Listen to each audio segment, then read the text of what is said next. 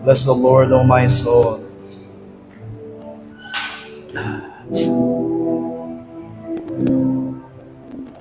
Praise God. Bless the Lord, O my soul. Oh, my soul. Worship His holy name. Sing like never before. Oh, my soul, I worship Your holy name. The sun comes up.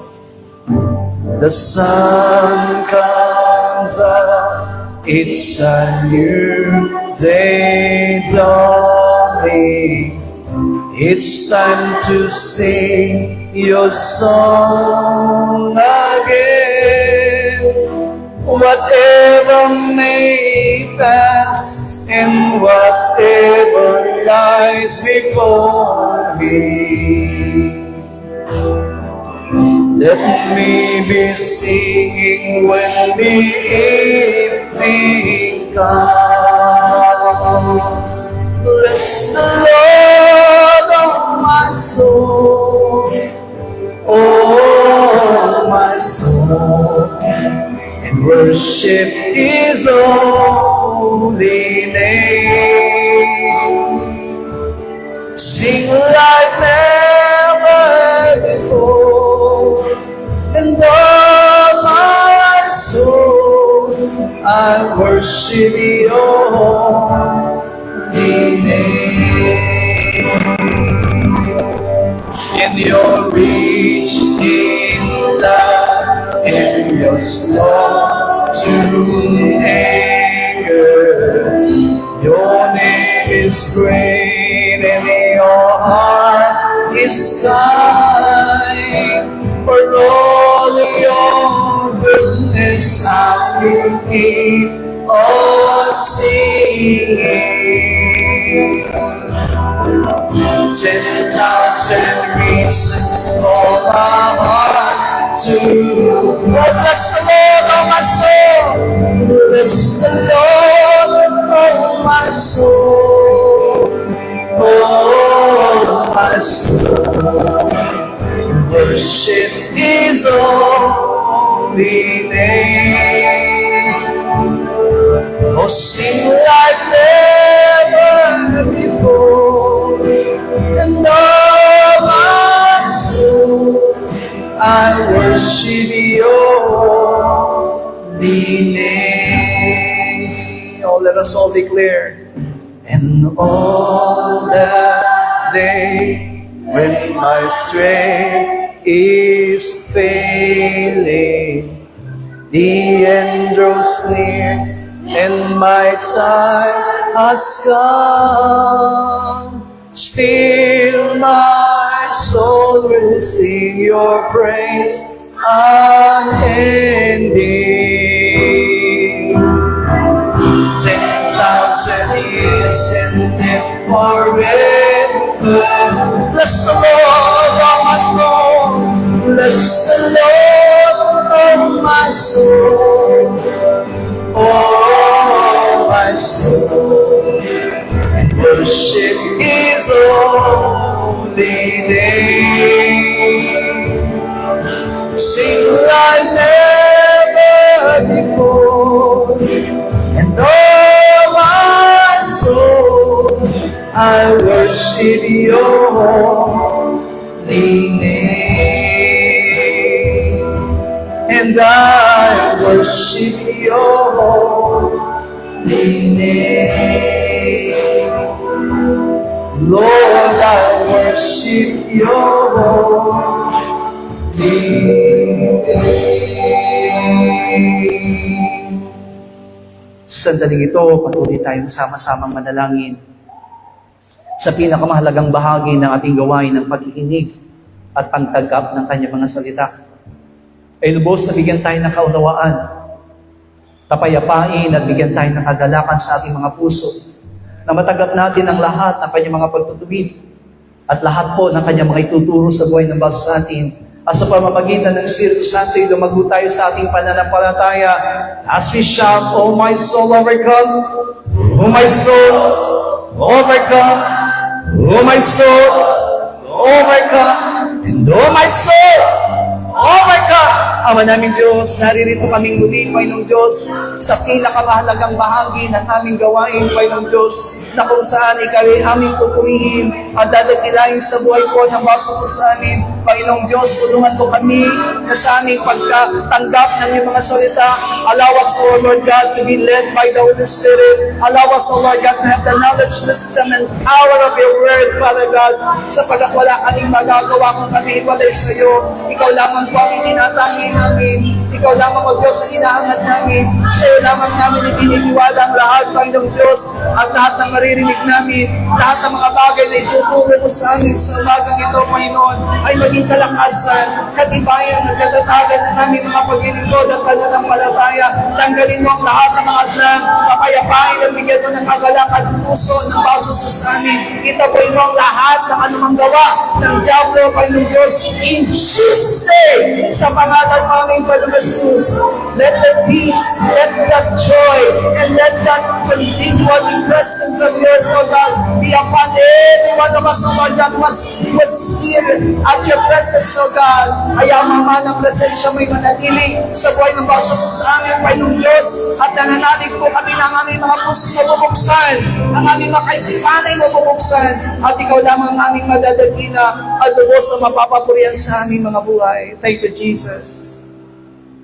Father God in heaven, maraming salamat po sapagkat ang pagkakataong ito ay tunay na ipinagkaloob mo sa amin bilang pagpapala para sa aming mga buhay. Lord, dalangin po namin na patubayan mo kami sa pamamagitan ng iyong Espiritu Santo. Kaya mong mahayag ang iyong katwiran at ang iyong dakilang kalooban sa aming kalagitnaan. At walang ibang maparangalan at mapapurihan sa buhay ng baso sa amin, kundi ikaw lamang. Panginoong Diyos, dalangin namin naman ang malayang pagkilos at pagdaloy ng iyong banal na Espiritu Santo sa aming kalagitnaan. Hayaan mo, aming Diyos, ng aming mga puso ay nabubuksan, ang aming mga isipan, Panginoong God, ay maituon, at lahat ng mga adlang at sagaban na inilalagay ng Diablo, itaboy mo sa pangalan ng aming Panginoong Jesus. Father God, dalangin namin, Panginoong Diyos, na patuloy mo kami mapagtagumpayin mula umpisa hanggang sa matapos. Naniniwala kami, Panginoon, ng aming mga buhay ay mapupuspos, Panginoong God, ng iyong masaganang biyaya at ang habag mo idadali mo sa aming mga buhay. Father God, I pray that you will bless all the hands who give their tithes and offerings faithfully to you. Ibalik mo ito ng siksik at liglig at nagumapaw na pagpapala sa kanila. Let all the blessings from the throne of grace, O Lord God, be poured out upon all this family, O God, who give their tithes and offerings for your ministry. Salamat po, Ama, inaatin ko, Panginoong Diyos, na tunay na kabutihan at katapatan mo isa sa kanila. At sa mga hindi nakapagbigay, Panginoon, patuloy namin dalangin na mabuksan ang kanilang mga puso at kaisipan, Panginoong God, at maunawaan ang kahalagahan ng pagbibigay. Hindi ito'y kawalan, Panginoong Diyos, kundi ito'y malaking pagpapala para sa amin at pagkilala sa iyong kabutihan. Purihin ka, Panginoong Diyos, ibinabalik namin sa iyo ang mataas na papuri, pagsamba at ang aming pagwalhati. Ito po ang aming dalangin, Ama, sa matamis at makapangyarihan pangalan po ng aming Panginoong Jesus. Ang lahat ng anak ng Diyos ay sumigaw na malakas ng Amen! Palakpakan po natin ang ating Diyos sa buhay. And you may all be seated. Praise the Lord.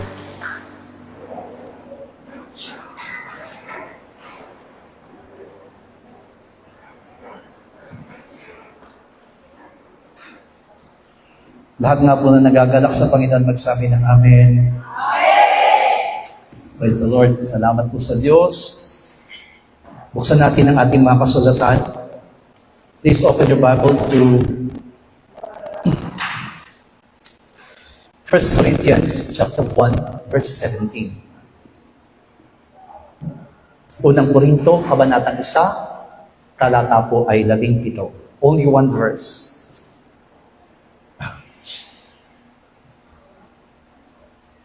Sabay-sabay po tayo, sapagkat hindi ako sinugo ni Kristo upang bumautismo, kundi upang mangaral ng Ebanghelyo.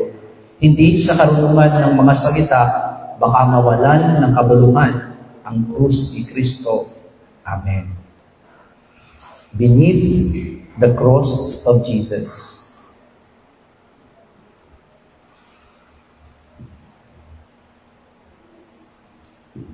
Even Christians, even believers, misinterpret about when we say the cross of Jesus. Every one of us do not believe on the cross. Iba po kasi yung sinasabing nananalig ka sa krus kaysa doon sa nananalig ka sa krus ni Jesus. Hindi ang krus ang nagligtas po sa atin. Ang nagligtas po sa atin ay yung ipinako sa krus. Kasi minsan, alam niyo po, karamihan ng mga Kristyano hindi naintindihan sa yung iba nagkakaroon ng kagulumihanan about the cross. Bakit kaya sa church namin walang cross? Amen. Because the original meaning of the cross is curse, sumpa. Kaya nga po, kung sasabihin po natin na yung krus ang nagligtas sa atin, iniligtas tayo ng sumpa. But, pag naririnig po natin yung krus ni Jesus, bakit sinasabing krus ni Jesus? Pag sinabing krus ni Jesus, ibig sabihin, it is death of Jesus Christ. Instead of saying death of Jesus Christ, the Bible speaks cross of Jesus. Kaya nga po, yung mga ibang reliyon na nagsasign of the cross, they do not understand, hindi nila naintindihan bakit sila nagsasign of the cross. Kapag ginagamit po natin ang sign of the cross, means you curse yourself. Sinusumpa mo mismo yung iyong sarili. Amen? Ulitin ko po, hindi natin binabaliwala yung krus ni Jesus sapagkat iyon po yung ating naging kaligtasan. Hindi tayo iniligtas ng krus. Hallelujah. Because cross, yung cross po, at the time of the Lord Jesus Christ, because they were captivated by the Roman Empire, yung krus po na yon ay senyalis ng kamatayan. Doon po inilalagay yung mga taong sinumpa, mga taong kriminal, mamamatay tao, amin po ba, salot sa lipunan, at lumalaban sa gobyerno. Yun po yung kanilang way of death penalty. Hallelujah. Kaya kung ang pananaligan po natin ay yung cross, ang pinapanaligan natin ay yung death penalty. Naintindihan niyo po ako? Pero yung pinag-aaralan po natin sa umagang ito is beneath the cross of Jesus. Which means, yung tinatawag na the death of Jesus.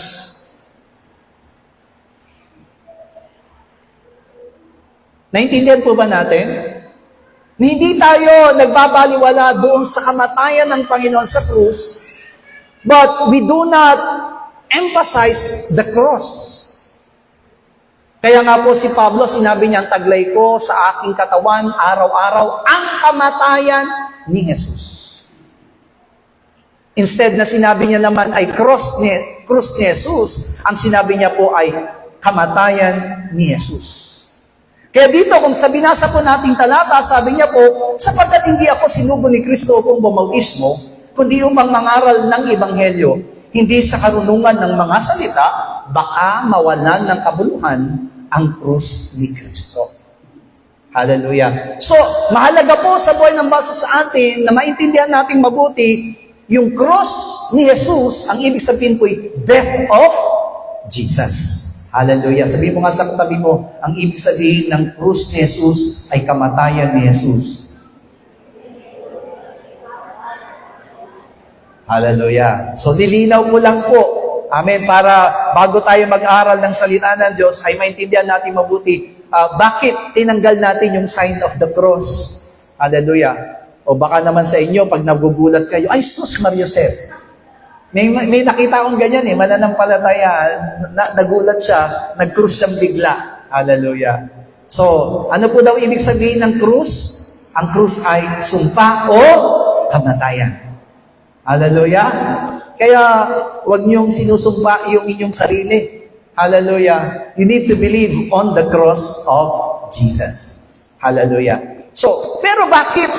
Ang topic po natin sa umagang ito ay beneath the cross of Jesus. Nung tinignan ko po, pag binignan po natin sa dictionary, what we mean by beneath, ibig sabihin po niya ay down, downstairs, or ibaba. Hallelujah. Sabi po niyan, pag sinabing beneath, pag sinabing beside, tabi po ng krus ni Jesus. Pag sinabi pong behind, likod ng krus ni Jesus. But what we are talking now is beneath the cross of Jesus. All men, lahat po ng mga tao ay hindi pare-pareho. In terms of attitude and character, hindi po tayo pare-pareho. Masasabi po natin na talagang we have differences from each other.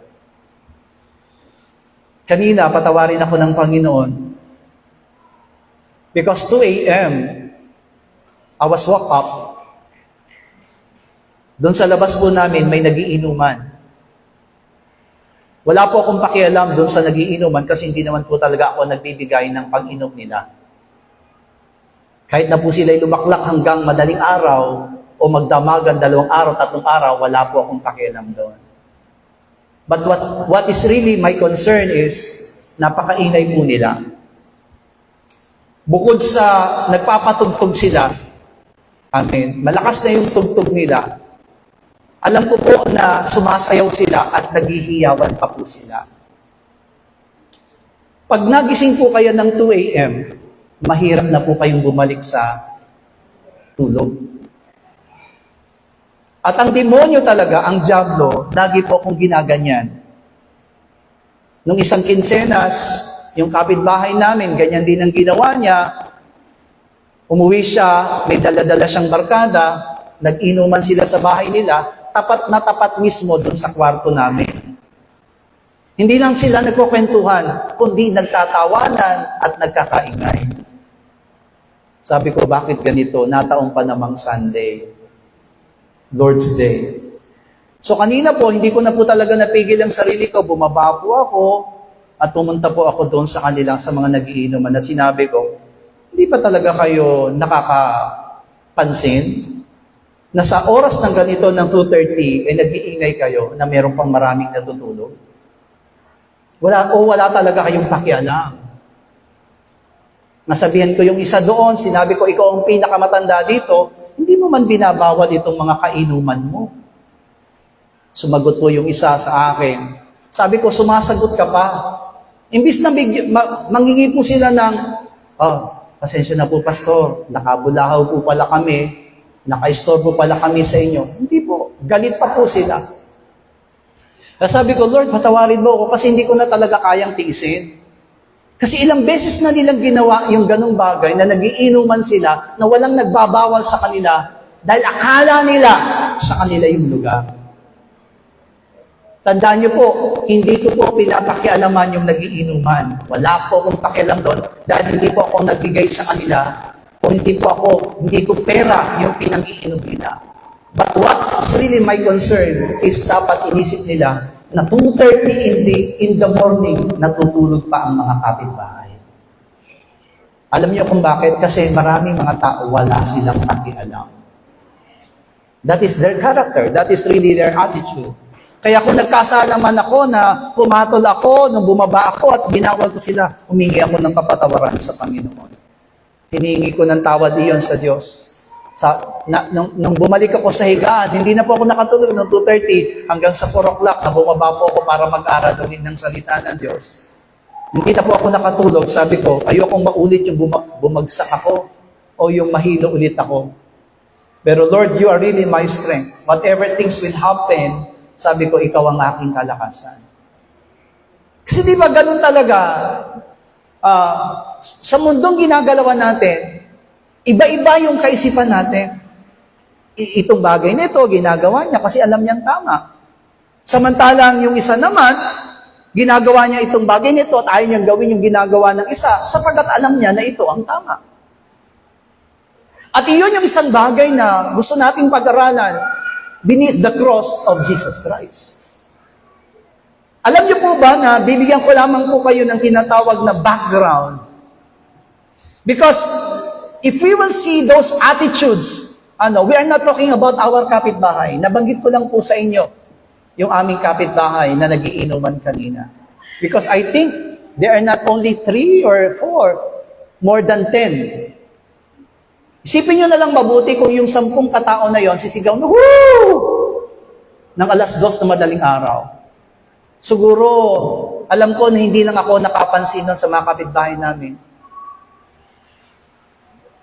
Yung mga nakalipas na panahon, kasi pinagbigyan ko po yun eh. Pinalagpas ko na lang, hinayaan ko na lang siguro, nagkakasiyahan lang sila, sabi ko, okay na.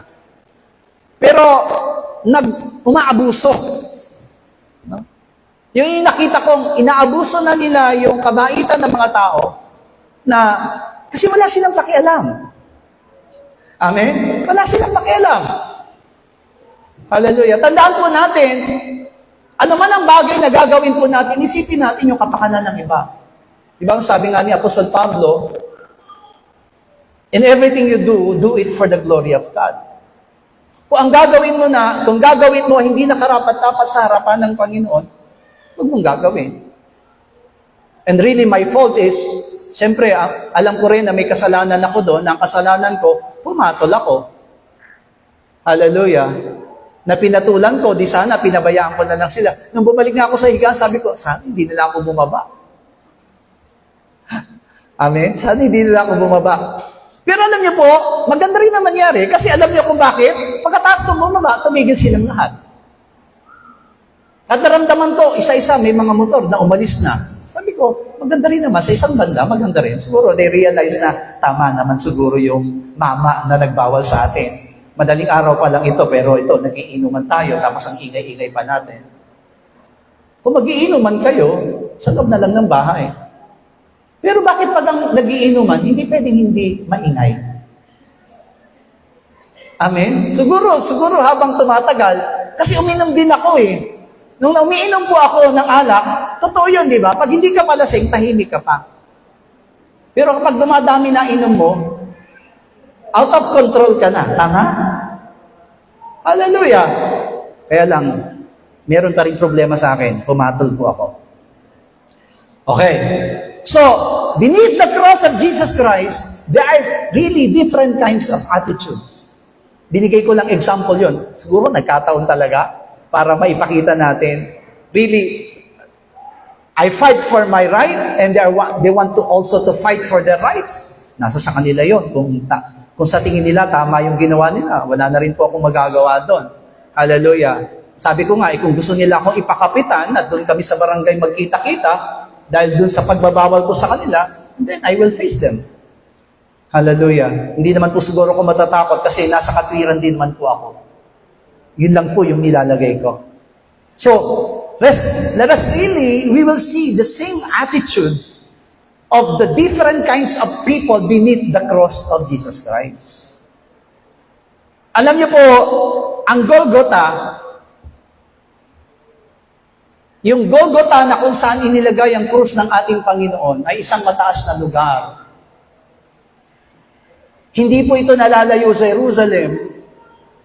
At ang Golgotha po, mga minamahal ko, ay medyo nasa tabi ng daan. Burol po siya na nasa tabi ng daan. So which means, kung meron mang ipapako, tandaan po natin, yung krus na yon hindi po yung tinatanggal. Kasi once na merong magkasala at may kriminal na dapat mamatay, hatulan ng kamatayan, ay doon po nila inilalagay. Anong purpose? Ang purpose po nila doon ay para hindi tularan ng mga tao. maging katatakutan ng mga tao yung krus na nandoon, ay, ganyan na mangyayari sa atin. Kung gagawa tayo ng isang krimen, kung gagawa tayo ng paglaban sa ating pamahalaan, ganyan nang mangyayari sa atin. Papatayin tayo, ipapako tayo sa krus. So, nagsisilbi pong babala yung krus na yon. That's why they put it in a burol, inilagay po nila ito doon sa isang tinatawag na burol, para pag lahat ng mga taong dumaraan, makikita nila yung mga nakapako doon sa krus. Nang ipinako sa krus ang ating Panginoon, hindi lamang iilan ang nakakita sa Kanya. Why? Because that is really the time of Passover. Alam po natin, mga minamahal ko, na ang Passover o yung tinatawag na Pasko ay mahalaga po sa mga Israelita. Every year, they're celebrating the Passover. Why? Dahil ito po'y pag-aalala doon sa kaligtasan na ipinagkaloob ng Diyos sa kanila na ililabas sila doon sa Egypt. Kaya iyon po'y tinatawag na Feast of the Passover. Hallelujah. Na kung saan ginugunita nila na sila'y nagpatay ng kordero at sa pamamagitan ng dugo ng kordero na ipinahid nila doon sa hampan ng kanilang mga pintuan, sila inaligtas mula sa kamatayan. Kaya every year, these Israelites people, mga tao sa Jerusalem, ay nagse-celebrate ng tinatawag na Passover. But, it is not only Israelites people who are celebrating the Passover. Even the people nearby, yung mga tao po sa ibang bayan, sa ibang bansa, because of their curiosity about the feast of the Passover of the Israelites people, dumadayo din po sila. Pumupunta rin po sila doon sa Jerusalem to have feast. Amen? Para makipista, para makisaya doon sa kapistahan. So kaya nga, kung titignan po natin na hindi lamang po kakaunting tao, yung mga tao po na nakasaksi doon sa ang tawag dito, sa kamatayan o pagkamatay ng ating Panginoong Hesus doon sa krus. So many people, loob ng Jerusalem, mga Israelita at mga tagalabas, marami po ang nakakita. At ang sabi po sa Matthew 27 verse 39, tignan niyo po, Matthew 27:39, at siya'y nililibak ng nangagdaraan na sabi nito, iginagalaw ang kanilang mga ulo. Maybe these people are swaying their heads. Amen. Siguro sinasabi niya, dapat lang mangyari sa iyo yan. Kawawa ka naman. Amen. Pero sabi dito, sa binasa nating talata, nililibak siya ng mga tao. From there, mga minamahal ko, these impressions, amen po ba? These real impressions of men towards our Lord.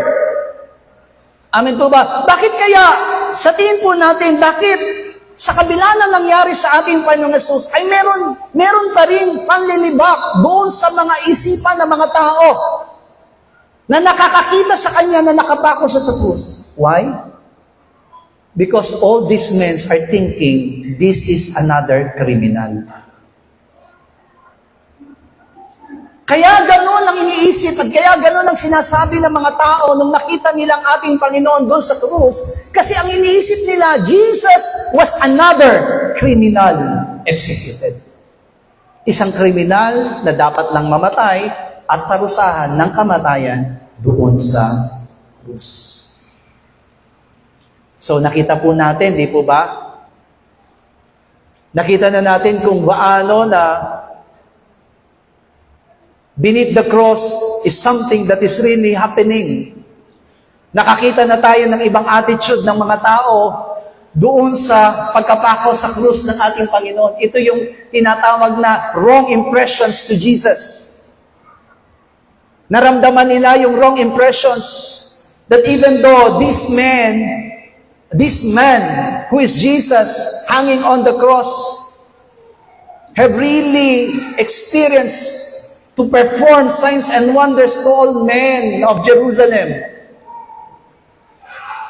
But in the end, sa kahuli-hulihan, punong-puno pa rin pa sila ng panlilibak. At hindi natin alam yung sinasabing ginagalaw ang kanilang ulo. I don't know. Kahit tayo, hindi natin alam kung ano yung nilalaman ng kanilang mga kaisipan. Pero before that, mga minamahal ko, bago nangyari yon, mga minamahal ko, in Luke chapter 23, verse 21, ang sabi dito, datapwat sila'y nagsigawan na sinasabi, ipako sa krus, ipako siya sa krus. So which means, these men already motivated themselves, motivated their mind. Alam niyo po ba yung sinasabing motivated? Yung hindi mo na kayang baguhin yung kanilang kaisipan.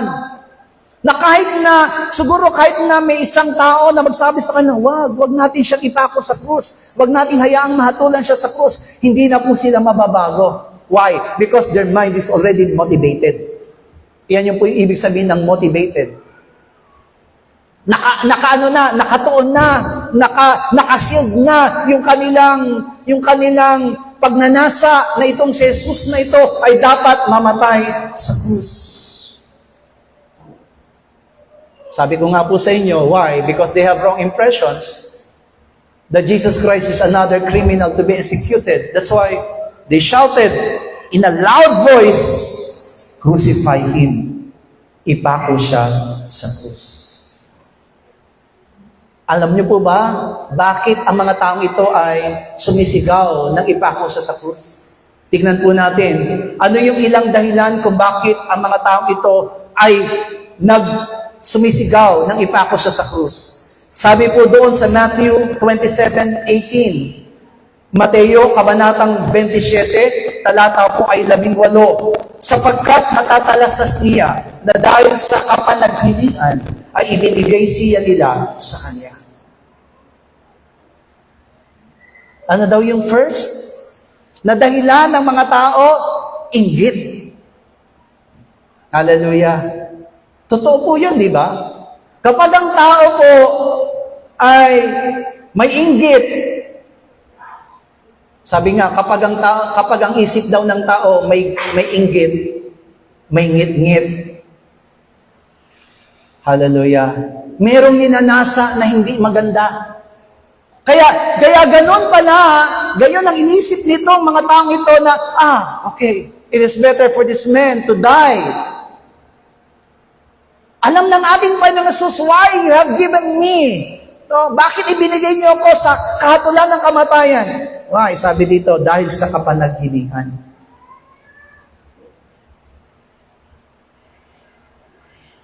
Alam niyo po, nang panahon yon, marami pong mga Pharisees, marami mga leaders of the temple wants to believe in the Lord. Hallelujah. Pero ayaw nilang panghawakan yung kanila pong tawag dito, yung kanilang pananampalataya. Why? The second reason why they throw Jesus Christ to be executed, to be crucified on the cross, yung tinatawag na self-preservation. Alam niyo po ba ibig sabihin ng self-preservation? Yung mas inuuna yung sarili, pinangangalagaan yung sarili. O para maunawain natin yung sinasabi ko, John chapter 11 verse 48, Juan kabanatang 11, talata po ay 48. Kung siya'y ating pabayaang gayon, ang lahat ng mga tao ay magsisimpalataya sa Kanya. At magsisipa dito ang mga Romano at pagkukunin ang mga kinaroroonan at gayon din naman ang ating bansa. Hallelujah. Yan po yung sinasabi po ng mga tao. Amen? Because these Pharisees have the fear. Yung mga Pariseo, natatakot sila na kung hindi mamamatay ang ating Panginoong Jesus, even their followers will be followers of Jesus Christ. Gusto nilang pangalagaan yung sarili nila. Amen? Kaya ang ginawa po nila, amen, sabi nga ng isang Pariseo, di baling isa lang ang magdusa, kaysa sa maraming magdusa para sa bayan. At alam po natin, that is prophecy, that Jesus Christ will suffer for all, once and for all. So hindi po kailangan, amen, kahit na po itong mga taong ito, hindi gawin nila yung ganong bagay. Jesus Christ really wants to die on the cross. Bakit? For our salvation. Hindi naman kailangan nilang pagdiinan yung kanilang mga bagay na yon. Hallelujah.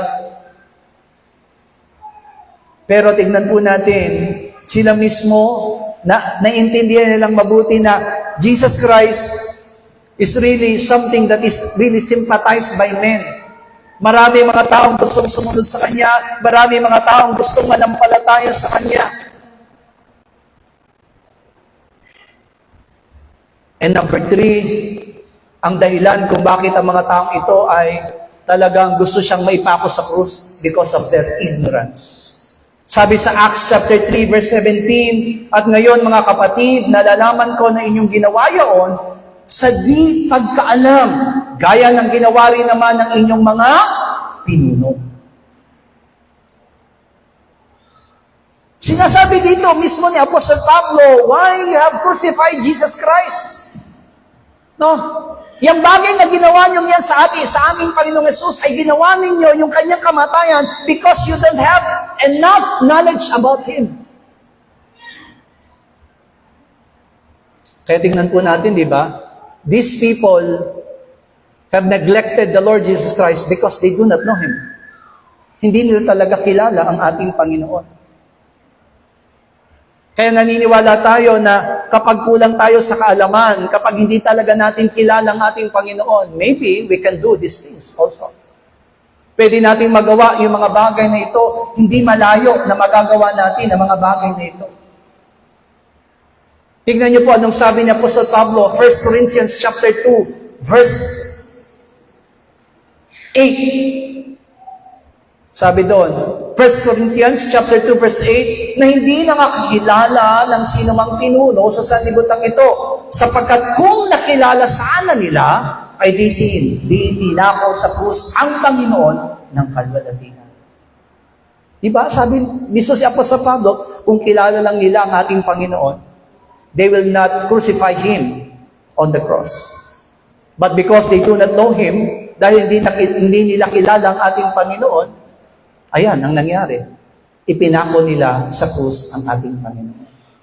Church, remember na yung kamatayan ng ating Panginoon, it is not because He is a criminal. Sabi ko nga po sa inyo, ang krus po ay senyales ng sumpa at kamatayan. Ang dahilan kung bakit may krus ay dahil mayroong kriminal, mayroong makasalanan. At ginawa ang krus para sa makasalanan, para doon sa mga mamamatay tao. Pero Jesus Christ is not a criminal.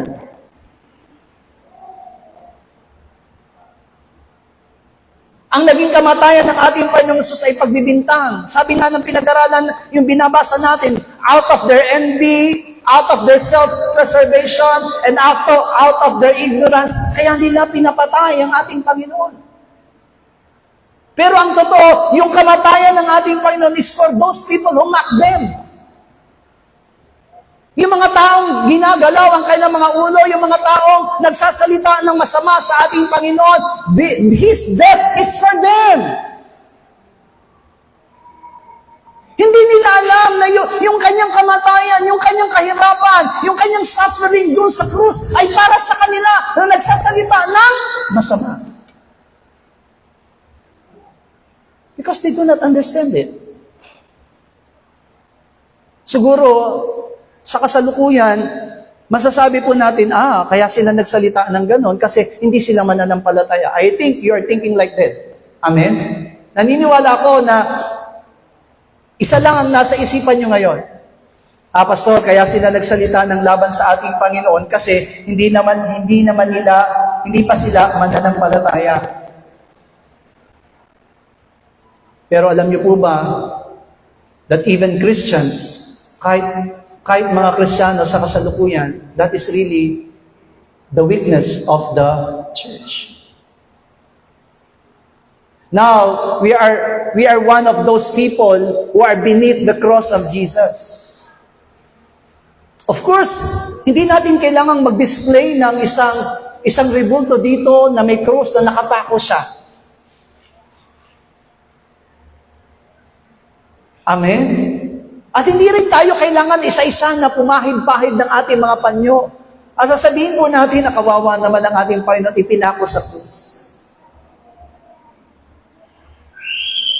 In your house, sa mga bahay po ninyo, anong picture po ang nakadisplay sa bahay po ninyo?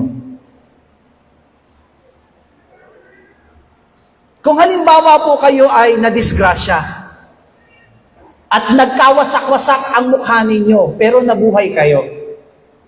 Ngayon yung misis mo o yung kasama mo sa bahay, kinunan ng picture ka, yung tinatawag na before. And then after. Hallelujah. Okay.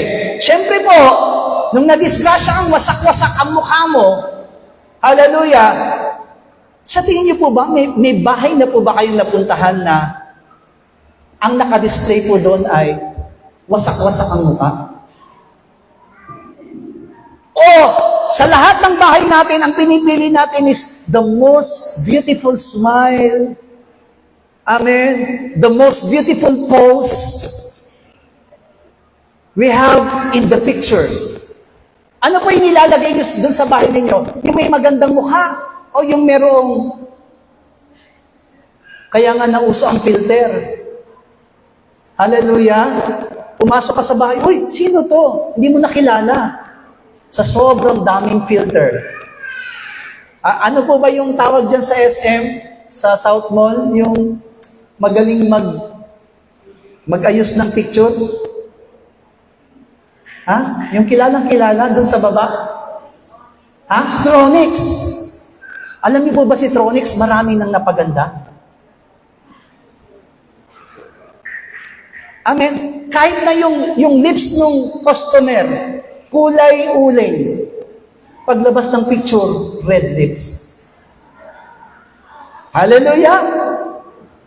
Pumunta ka sa Tronix, suot mo t-shirt, pero paglabas ng picture, naka-Amerikana. Di ba? Kaya. Because they edit. Hallelujah. Kasi, mas maganda nga naman. Kung i-display mo, maganda. Pero tignan nyo, why other church ang dinidisplay nila ang ating Panginoon na nakapako sa krus? What is their... Sa tingin niyo po, ano yung kanilang purpose? Ano yung kanilang rason? Bakit dinidisplay nila na yung kanilang sinasabing Panginoon na napako sa krus? I think, if I really love the Lord Jesus Christ, hindi ko gustong makita siya na nakapako sa krus. Amen? Sapat na alalahanin ko sa sarili ko na napako sa krus ng Panginoon for my sin. Ano yung bottom line sa pinapag-aralan po natin? Ang bottom line sa pinapag-aralan po natin, the cross of Jesus is the death of Jesus Christ for the sake of our sins. Sapat na po yun. Kaya nga po, in order for us in order for us to remove the guilt of that sin, hallelujah, kasi yun ang pinaka-the best eh. Kailangan mawala yung guilt ng sin sa buhay ng baso sa atin. Hallelujah. Hindi kailangan makita natin siya nakapako sa krus para maramdaman lang natin na may kasalanan tayong ginawa. Sapat na po na maalala natin napako siya, namatay siya sa krus for our sin. Sabihin nga po natin, napako at namatay si Jesus sa krus para sa aking kasalanan.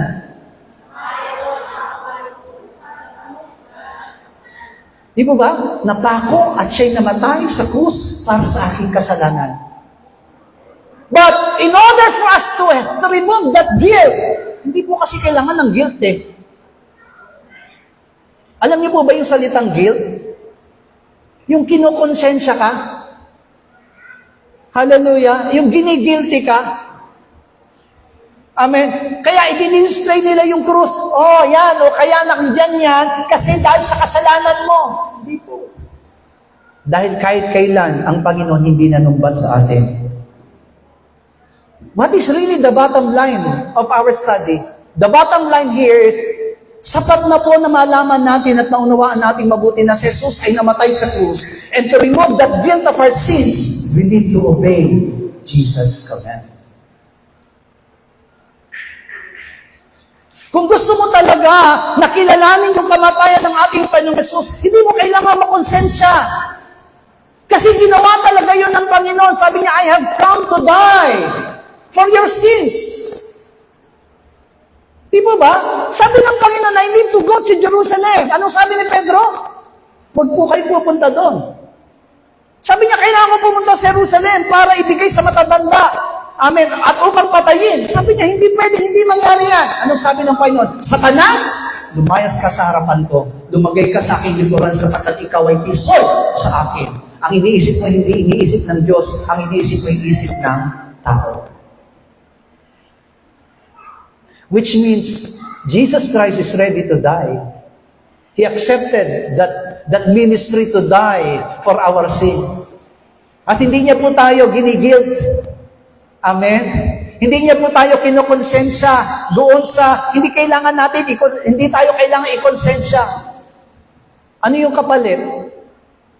Para itumbasan natin yung kamatayan ng ating Panginoon. Di mo ba yung ibang mga tao, amen po ba, para tumbasan nila yung kamatayan ng ating Panginoon, they also carry the cross. Di ba nagpipinitensya po sila? Kasi sabi nila, gusto kong makisama sa kahirapan ng Panginoon. Tandaan po natin, hindi yun ang gusto ng Panginoon na makisama tayo sa kahirapan, na magpasan ka rin ng cross mo. No. Because we cannot imitate that one.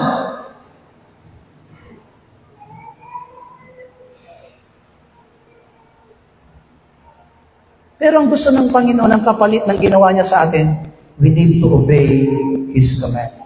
That is really the bottom line. Yun mismo yung hinahangad ng Panginoon sa buhay ng bawat atin. Buksan nga po natin ang ating mga kasulatan, Matthew 27, 40 to 43. Matthew 27, 40 to 43. At nangagsasabi, ikaw na igigiba mo ang templo, at sa 3 araw ay iyong itatayo. Iyong iligtas ang sarili mo, kung ikaw ang anak ng Diyos, ay bumaba ka sa krus. Gayon din naman ang paglibak sa kanya ng mga pangunong saserdote, pati ng mga skripa at ng mga matatanda na nagsipagsabi, nagligtas siya ng mga iba. Sa kanyang sarili ay hindi makapagbigtas.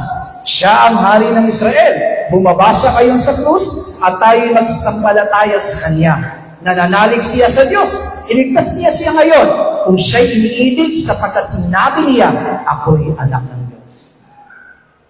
These Pharisees were beneath of the cross of Jesus Christ is trying to say everything. They are mocking the Lord Jesus Christ. Ito na, pumunta na po tayo doon sa cross. Sino po ba yung mga Pariseo? Mga Pariseo ay leaders of the temple. They are claiming that they are serving God who is Almighty. Ang kiniklaim po nila, He is really very holy. Pero nung ginawa nila, they mocked the Lord Jesus Christ. Sabi niya, kung yan talaga ang Kristo, kung yan talaga ang hari ng Israel, bumaba siya dyan. At ako'y mananampalataya sa Kanya. Church, these people beneath the cross of Jesus Christ do not know what are the words coming out from their lips. Alam niyo po ba na well-educated religious people mock Jesus? Karamihan po sa mga edukadong tao, sa mga reliyosong tao, nagsasalita ng masama laban sa ating Panginoon Jesus. Alam niyo kung bakit? Because they have different idea about the Messiah and about the truth of God. Katulad ng mga Pariseo na kiniklaim nila na sila'y naglilingkod din sa Diyos. And they are saying that they are also son of Abraham. Amen po ba? Pero sino ba itong ipinapako nila sa krus? This is the true Son of God. This is the Messiah. This is the Christ was being prophesied. Amen po ba? But since these people have different idea about Messiah and about the truth of God, kaya ganun po sila. Amen? May iba silang kaisipan. Diba? Kaya nga sabi, diba, ang sabi nung una ni Nathaniel, meron bang mabuting tao na manggagaling sa Galilea? Sa Nazareth? Nathaniel knows everything. Pero alam niyo po ba na hindi nasaktan si Jesus?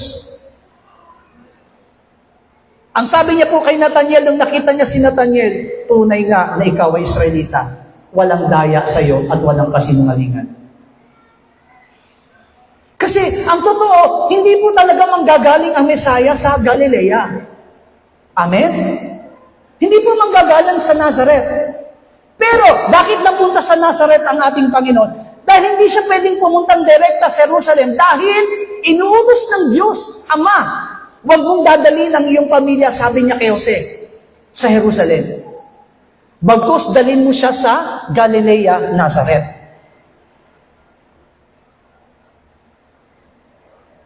Ipinanganak siya talaga sa Bethlehem. Pero hindi siya lumaki doon. Kasi bakit? Iniutos sa kanya. Di ba? Bago siya napunta sa Nazareth, saan muna siya pumunta? Di ba sa Egypt? Bakit? Sapagkat kailangan siyang itakas ni Jose dahil papatayin siya ni Herodes. But because this man is well-educated and they are religious people, they have different mind about the Messiah. Church, mahirap din po kapag bilang mga mananampalataya, iba ang pananaw natin tungkol sa katotohanan ng Diyos. I encourage every one of you to read the Bible. Kung mali po yung aking itinuturo o mali yung inaituturo namin sa iglesia, pwede niyo po kaming lapitan. And you can say to me, Pastor, mali yung itinuro mo. Pwede po. At patunayan mo rin sa akin sa pamamagitan ng Biblia kung ano ang tama. I'm really open. Kasi bakit? Kasi kung malay ko, kung yung nasa iyo pala, yun ang katotohanan. Yung sa akin, hindi katotohanan. Pero tandaan po natin, pag sinabing katotohanan, kailangan nating panaligan. And that is the false against the Pharisees. Ayaw nilang tanggapin ang katotohanan. Amen? Di po ba yung pinag-aralan last Friday? Sino yung tatlo na pinag-aralan natin last Friday? Gaius, Diotrephes, Demetrio. Hallelujah. Yung wala ng Friday, reviewin niyo na lang sa YouTube. Panoorin niyo po kung ano yung sinasabi namin dito. Hallelujah. Kasi kapag naiba tayo dun sa katotohanan ng Diyos, hindi tayo kasi pwede, as a church, bilang iglesia, kailangan iisa lamang tayo. Kaya nagkakaroon ng tinatawag na kaguluhan sa loob ng church. Why? Because we have different idea. Pero pagdating sa kaligtasan, mga minamahal ko, at pagdating sa katotohanan, hindi tayo dapat magkaroon ng iba't ibang klase ng katotohanan. Dahil isa lang ang katotohanan. Sasabihin niyo siguro sa akin, Pastor, paano mo naman masasabi na nagsasalita ako ng masama laban sa Panginoon Yesus? Tandaan po natin, mangyayari ang mga bagay nito kung tayo po ay lumalaban doon sa katotohanan. Ano po ang sabi sa 1 Timothy chapter 4, verse 1 up to 5? 1 Timothy chapter 4 verse 1 up to 5. Ngunit hayag na sinasabi ng Espiritu na sa huling panahon, ang iba'y magsisitalikod sa pananampalataya. Diyan muna po tayo. Pag sinabi po magsisitalikod sa pananampalataya, sino po ang binabanggit dito? Kristiyano o di Kristiyano? Amen. Gusto ko pong linawin. Yung sinasabi niya po sa Pablo kay Timoteo, na sinabi niya, hayag na sinasabi ng Espiritu na sa huling panahon ay magsisitalikod sa pananampalataya, which means mananampalataya na to. Kailanman hindi pwedeng tumalikod sa pananampalataya ang wala pang pananampalataya. Ang tumatalikod sa pananampalataya ay yung mga dati ng mananampalataya. Sabi ito, at mga kikinig sa mga spiritong ng panghikayan at sa mga aral ng mga demonyo sa pamamagitan ng pagpapaimbabaw ng mga tao na nagsisipagsalita ng mga kasinungalingan na hinerohan ng kanilang mga sariling budi ng waring bakal na nagbabaga, na nagpapagbawal ang pag-aasawa at ipinag-uutos na lumayo sa mga lamangkati na nilalang ng Diyos upang tanggapin na may pagpapasalamat ng mga nagsisampalataya at nangagkakaalam ng katotohanan. Sapagkat ang bawat nilalang ng Diyos ay mabuti at walang anumang nararapat na itakwil kung tinatanggap na may pagpapasalamat sapagkat pinababanal sa pamamagitan ng salita ng Diyos at ng panalangin. Because these people, amen po ba? Kaya nga, mga minamahal ko, wag po kayong magtampo kung minsan binabawal namin kayo about pamahiin. Kasi hindi lahat na sinasabi ko masama ang pamahiin. But sometimes, this pamahiin, kapag ibinasi mo sa salita ng Diyos, taliwas sa katotohanan. Hindi po yun ang sinasabi ng salita ng Diyos. Nasa sa inyo. Amen po ba? Kung anong susundin ninyo. Pero kung ikaw ay isang mananampalataya, ang tanging susundin natin ay ang salita ng Diyos. Because there is only one truth. Kapag humiwalay tayo sa katotohanan, ano pang tawag? Anong tawag po pag humiwalay ka sa katotohanan? Kasinungalingan. Kasi isa lang ang katotohanan eh. Eh pag iniwan mo yung katotohanan, which means, mas gusto mo ang kasinungalingan. Kaya sabi ni Apostol Pablo, this will happen. Kaya nga diba, nakakatakot, mga minamahal na kapatiran. That's why I told you, even Christians, kapag hindi tayo magkakaroon ng kaalaman, kaya kanina, in-emphasize ko sa inyo, bakit nila ipinako sa krus ng ating Panginoon? Because of ignorance. Dahil hindi nila kilala ang Panginoon eh. Kaya ito rin yung nangyayari kung bakit ang mga mananampalataya nagrereklamo sa paglilingkod, nagrereklamo sa tithes, nagrereklamo sa offering, nagrereklamo sa... Pero alam niyo po ba na anything that we will do to the Lord, lahat ng bagay na ginagawa niyo sa Panginoon, hindi nasasayang. Sabihin niyo po, labis-labis pa yung paglilingkod na ginagawa ninyo, hindi po yan lahat nasasayang. Because everything you do is you do it for the Lord. Ginagawa mo yan sa Panginoon. Kaya, di ba sinabi ng Panginoon sa Matthew 7:21-23, hindi ang bawat nagsasabi sa akin, Panginoon, Panginoon, ay papasok sa kaharian ng langit, kundi ang mga gumaganap ng kalooban ng aking Ama na nasa langit. Marami ang mga nagsasabi sa akin sa araw na iyon, Panginoon, Panginoon, hindi baga nagsipanghula kami sa iyong pangalan? At sa pangalan mo'y nangagpalayas kami ng mga demonyo. At sa pangalan mo'y nagsigawa kami ng maraming gawang makapangyarihan. At kung magkagayo, ipahayag ko sa kanila, kailanman hindi ko kayo nakakikilala. Magsilayo kayo sa akin, kayo makagawa ng katapalasanan. Church, it is not enough for us to say, Lord, Lord, na tumatawag tayo ng Panginoon, Panginoon.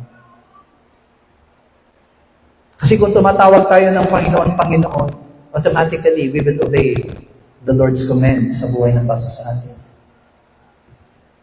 Sabihin natin, maalam naman tayo naglilingkod sa Panginoon. Tignan po natin, anong sinasabi ng Panginoon doon sa mga maalam na naglilingkod sa Panginoon. Romans chapter 10, verse 1 up to 4. Roma, Gs, 1 hanggang 4. Mga kapatid, ang nais ng aking puso at ng aking panalangin sa Diyos ay patungkol sa kanila upang sila'y mga ligtas. Sapagkat sila'y pinatotohanan ko na may mga pagmamalasakit sa Diyos. Datapwat, hindi ayon sa pagkakilala. Sapagkat sa hindi nila pagkaalam ng katwiran ng Diyos, sa pagsusumakit na matayo ang sariling kanila, ay hindi sila napasakot sa katwiran ng Diyos. Sapagkat si Kristo ang kinauwian ng kautusan sa ikatutuloy ng bawat sumasampalataya. These people are zealous. Alam niyo po ba yung zealous? Maalam. problema sa mga taong ito na maalab na naglilingkod sa Diyos? They are really in the church already. What is the problem? Anong problema sinabi ni Apostol Pablo? Na yung ginagawa daw nila ay malayo sa pagkakilala. Sabi dito, at walang pagkaalam sa katwiran ng Diyos. Amen? At ang kanilang pagsusumakit ay para sa kanilang sarili. Nung Friday, sino yung makasarili? Si Diotrepes. Amen? Ang iniisip lang sarili niya. Kaya ayaw niyang tanggapin yung mga nananampalataya, pinalalayas niya pa sa iglesia. Zealousness is not enough. But your zealousness must added to the righteousness of God. Kung ang ginagawa po natin ay hindi ayon sa katwiran ng Panginoon, huwag natin gagawin. Hallelujah. Huwag po kayong makigaya-gaya sa mga kapitbahay ninyo na naglagay ng ganito sa bahay kasi swerte daw, naglagay din kayo. Okay. Manalig kayo sa Panginoon. Kasi sayang ang pananampalataya po natin. Hallelujah. Amen. Pag New Year, naglalagay kayo ng 13 prutas sa mga hapagkainan. Naniniwala kasi kayo na kaya 13 yon, 13-month pay. Kasi 12 lang naman ang buwan, pero 13 ang nilagay mo. Hallelujah. Pero sino ba talaga ang nagbibigay sa atin ng tunay na pagpapala? Yung prutas o yung lumikha ng prutas? Amen. Romans chapter 1. Pasalamatan natin ang lumikha, hindi iyong nilikha. Hallelujah. Kaya, kung gusto talaga natin na hindi matulad dito sa mga taong ito, beneath the cross of Jesus Christ, what is the bottom line? Okay, we are talking about the bottom line. The bottom line here is, mga minamahal ko, do not neglect or be ignored the total truth of Jesus. Do not ignore or neglect. Kasi bilang mga mananampalataya, pangatawanan natin ang katotohanan. Amen? Sabi nga po natin, o aking kaluluwa, pangatawanan mo ang katotohanan. 3 beses, 1, 2, 3. O aking kaluluwa, pangatawanan mo ang katotohanan. O aking kaluluwa, pangatawanan mo ang katotohanan. O aking kaluluwa,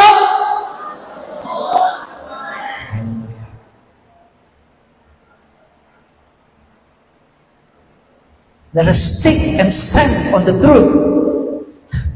Amen? Kasi mananampalataya tayo eh. Kasi kaya itong mga taong ito, amen, yung mga tao na nasa palibot ng krus ng ating Panginoong Jesus, ginagawa nila yung mga bagay na kasi malayo sila sa katotohanan. Pero ang nakakatakot lang po, warning po sa atin kasi yung pinakita sa ating mga bersikulo, mga mananampalatayan. Sa Timothy at sa Romans, mga mananampalatayan. So the bottom line there is, do not neglect or ignore the total truth of Jesus Christ. Amen? Number 3. 2 Peter chapter 3, verse 3 up to 4. 2 Peter chapter 3, verse 3 hanggang 4. Na maalaman mo na ito, na sa mga huling araw, ay magsisiparito ang mga manunuya na may pagtuya, na magsisilakan ayon sa kanilang masamang kita, at magsisipagsabi, saan naroon ang pangako ng kanyang pagparito? Sapagkat buhat ng araw ng mga tulog ang mga magulang, ay nangananatili ang lahat ng mga bagay na gaya sa kalagayan nila mula noong pasimulan ang paglalang. 2 Peter talks about people who are saying something against God, saying something against the promise of the Lord. Sino po dito ang naniniwalang babalik ang Panginoon? Magsabi ng amen. Gusto niyo na po bang bumalik ang Panginoon? Naiintindihan niyo po ba kung ano mangyayari pagbalik ng Panginoon? Parang yung kalahati. Wala. This is really the failure of church. We are not only living with our faith only in the present time. Pag sinabing present time, kaya ka nananampalataya kasi gusto mong pagpalain ka ng Panginoon. Tandaan po natin, all things that we do in the church, all things that we do with our faith, really talks about our salvation in the end times. Muling paparito ang ating Panginoon. Sa muling pagparito ng ating Panginoon, ano po ang gagawin niya? Magliligtas ba siya? Hindi po. Tapos na po ang kaligtasan. 2,000 years ago, tinapos na ng Panginoon ang kaligtasan. Pag dumating ang ating Panginoon, mga minamahal ko, wala na pong pagliligtas. Ano pong natitira? Paghuhukom. That's why, at that time, when the Lord Jesus Christ will come, He will take His church. Pag sinabing church, kasama na pala kami doon. Hindi po. Sabi kanina sa Matthew chapter 7, verse 21 to 23, hindi lahat na nagsasabi sa akin, na tumatawag sa akin ng Panginoon, Panginoon. We need to be sure. Hindi ko po sinasabing hindi pa po kayo tiyak. Actually, nangaral si Pastor Jong, di ba? Nang sabi niya po, marami pang hindi maliligtas. But actually, ang katotohanan ng pag-uusapan po natin, totoo yun. May katotohanan yun. Kasi bakit? Malayo pa tayo doon sa tinatawag na katapatan. Ang sabi ni Apostol Pedro, sa binasa nating talata, na sa huling araw, darating ang manunuya. Unbelievers, lahat ng mga hindi mananampalataya, when they are saying against the Lord, it is normal. Normal po yun. Alam niyo kung bakit? Kasi wala pa silang pananampalataya. They do not understand about the truth, about righteousness of God, about God. Wala po silang alam. Pero alam niyo po ba yung binabanggit itong manunuya na magtuturo ng pagtuya? Sinong tuturuan? Church. Mananampalataya. Kaya, sabi sa talata na binasa natin, akala ko ba darating ang Panginoon? Simula nang mamatay yung mga magulang natin, sinasabi na yan na darating ang Panginoon. Pero hanggang ngayon, hindi pa dumarating. Acts chapter 3, alam niyo ba kung bakit hindi pa dumarating ang Panginoon? Kasi binibigyan niya pa ng pagkakataon ng lahat ng tao. Kasama tayo. Sa tingin niyo po, kung darating ang Panginoon ngayon, nakahanda na po ba kayo? May tao po ba dito? Di po ba? Kahit tayo mismo, hindi natin pwedeng dayain yung sarili natin. That's why we cannot say amen eh. Kasi naniniwala tayo, pero alam niyo po ba na kapag titingnan natin ang Biblia, si Pedro, si Pablo, si Juan, taas ang sinasabi nila sa kanilang sarili, handa sila. Si Pablo, ano sabi niya? Nahanda na akong umalis, lumisan at ialay ang aking buhay para sa Panginoon. Sabi niya, ang mabuhay ay para kay Kristo, ang mamatay ay pakinabang. Ibig sabihin, si Apostle Pablo, buhay pa siya, nakatitiyak na siya. That is really the problem to the church now. Yan ang problema sa church. Kapag sinabi mo, handa na ba kayo sa pagparito ng Panginoon? Actually, minsan nakapagsalita tayo ng amen, pero ang hina ng amen natin. Kasi hindi tayo tiyak. Aminin natin. Hallelujah. Handa na po ba kayo na dumating sa pagdating ng Panginoon? Yung nag-amin, tatatlo. Ibig sabihin, wala pang 10%. Kasi ibig sabihin, yung wala pa sa 10%, nakangamba. Hindi pa tiyak, tama? Hallelujah! Hindi po masama na mag-amin tayo. Kung alam natin tiyak na tayo, pag nagsabi tayo, amen! Alam mo sa sarili mo. Baka sabihin naman kasi ng iba, mahirap naman, pastor, mag-amin ako, baka sabihin nila, mayabang ako. Alam mo, kaya hindi mo maisigaw, kasi alam mo, hindi ka rin tiyak. Kasi talagang lahat na magsasalita ng, amen! Titignan ko. Baka ganunin ka ng katabi mo. Talaga? Pero next time na tanungin tayo, handa na ba kayo sa muling pagparito ng Panginoon? Kailangan handa na tayo magsabi ng Amen!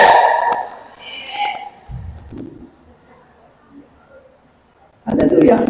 Kung ngayong araw na to hindi tayo handa, at least alam na natin ang bottom line. Hindi na kailangan akong ganito. Kailangan pag sinabi ni Pastor na handa na ba kayo sa muling pagparito ng ating Panginoong Hesus, makasigaw na ako ng Amen. Why? Makasigaw ka kung sinutupad mo at sinusunod ang kautusan ng Diyos. But the problem is, tignan niyo po, Matthew 27:35. Matthew 27:35. At nang siya'y kanilang maipako sa krus, ay kanilang binahagi ang kanyang mga damit na kanilang pinagsapalaran. Ano daw ang ginawa ng mga taong nasa ilalim ng krus ni Jesus? Kinuha nila ang kanyang mga damit at pinagsugalan. Mga minamahal na mga kapatiran, gusto ko pong maunawaan niyo mabuti kung bakit may sugalan sa mga patay. Ito ang bersikulo na kanilang kinuha. Ngayon nyo lang nalaman o dati nyo nang alam? Alam niyo ba kung bakit may sugalan sa mga patay? Ito po yun. Ito yung ginaya nila. Nung namatay nung ipinako sa krus ang ating Panginoon sa krus, kinuha nila yung kanyang mga damit at pinagsapalaran. Alam niyo po ba yung pinagsapalaran? Pinagsugalan. Kung kanino mapupunta. Why? Because these people don't care about Jesus. Wala silang pakialam. Amen? At marami rin po sa church natin ang sinasabing walang pakialam.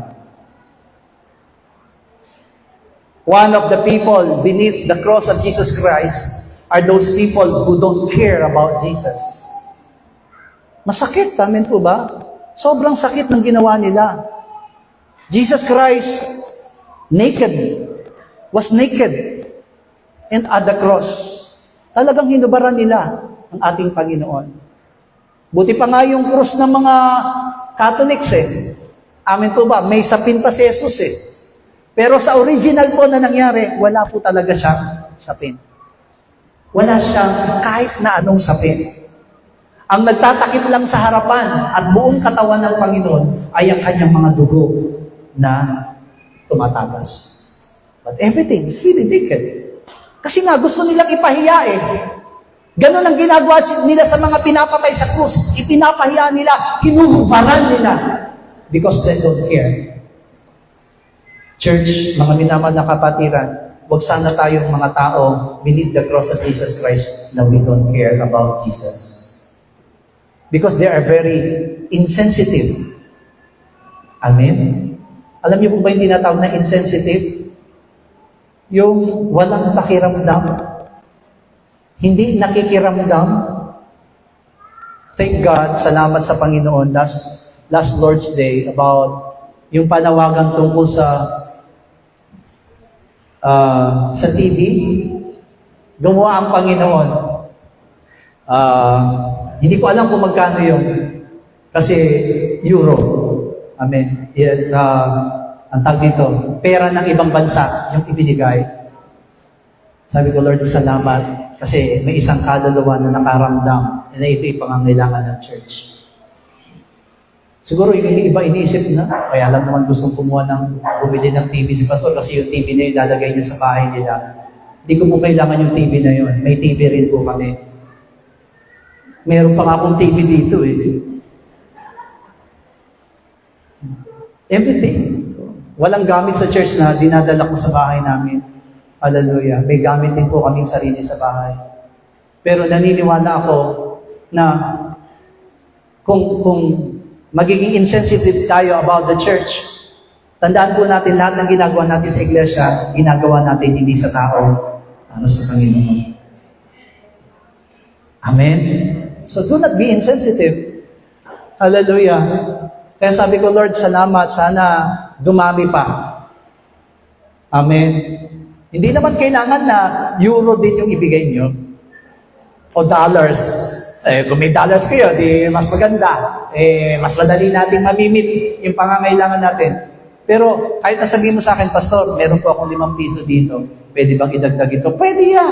Kasi hindi mabubuo 100 kung wala ang 5 piso. Amen? Hallelujah? Ang masakit, kahit 5 piso pinagdadamot mo. Hallelujah. Magkano ba ang load ngayon? Kahit yung promo. Sabihin na natin 10, di ba? Pero hindi lang pwedeng 10. Kasi kapag nagpa-load ka sa tindahan, I think yung 10 magiging 15. Tama ba? Kasi babayaran mo yung charge. Tama? O 15 pesos, di ba? Load yun. Ilang araw mo gagamitin ng 10? Isang araw lang. Pero alam niyo po ba na kapag nagbigay ka ng 10 pesos para sa Panginoon, hindi lang po isang beses yan magagamit. Unlimited. Kung binigay mo yan na may katapatan, the unlimited goodness of God and faithfulness of God will be yours. Pero ang problema, we don't care. If ang karakter natin, katulad ng mga taong ito na pinagsapalaran ang damit ng Panginoon because they don't care about the Lord, ganyan na mangyayari. Church, sometimes, our lifestyles, yung mga lifestyle natin, reflects our indifference and lack of concern. Amen? Hallelujah? Tignan niyo po. Kahit sobrang hirap na natin, hallelujah, mga kapatiran, wala na yatang bahay na walang cellphone. Totoo, di ba? Sabihin na natin, pinakamura na yung cellphone mo. Ang pinakamurang cellphone, lalo na kung may camera, nagkakahalaga ng 1,500 to 2,500. Sabihin na natin, yung pinaka-local na. Amen? Magkano ang kilo ng baboy? 300. Sabihin na natin, pinakamura na rin. Magkano ang kilo ng manok? 180, 190, 200, sabihin mo na. Amen po ba? Pero alam mo ba, kahit na napakamahal na mga yan, binibili natin yan. Bakit? Kasi gusto ng katawan natin. Pero paano pag yan ay gusto ng Panginoon mo?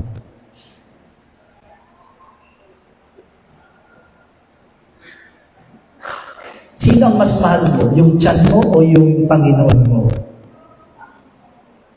Siyempre, yung tiyan mo kasi hindi ka sumagot. Hallelujah. That is really the problem. Amen po ba? Yan yung nagiging problema. That's why many people became lazy in the church. Tamad para sa church. Huwag po kayo magtatampo sa akin. Huwag po kayo magagalit sa akin. Hallelujah. Minsan po, di ba, sister, brother, meron akong party na gaganapin. Attend kayo. Gaganapin sa Jay's Nature. Nag-arkila ako. Maghahanda kami. Punta kayo. Siyempre, pag may handaan na ganyan, anong una mong ihanda? Damit. Hallelujah. Regalo. Amen? Amen? Kasi special eh. Pag may invitasyon kang ganyan, sobrang special. Alam niyo po ba na minsan kapag gano'n, madali tayong maimbitahan? Ang nag-imbita, Panginoon, anak, may prayer meeting tayo sa Friday, punta ka. Anong sagot ng kapatiran? Next time. Sometimes we became lazy. Pagdating sa Panginoon, iba yung pananaw natin. Hallelujah. Huwag niyo po ikagalit itong sinasabi ko, pero yan ang katotohanan. Pag sa ibang bagay, masyado tayong masigasig. Mabilis pa tayo sa alas 4. Pero sana, mas masipag tayo para sa Panginoon. Kasi siya yung nagbibigay ng buhay sa atin. Siya yung nagbibigay ng kalakasan sa atin. Amen.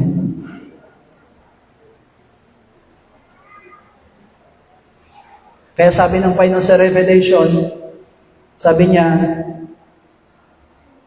really, ang may susumbat ko lang sa iyo, sabi niya, ay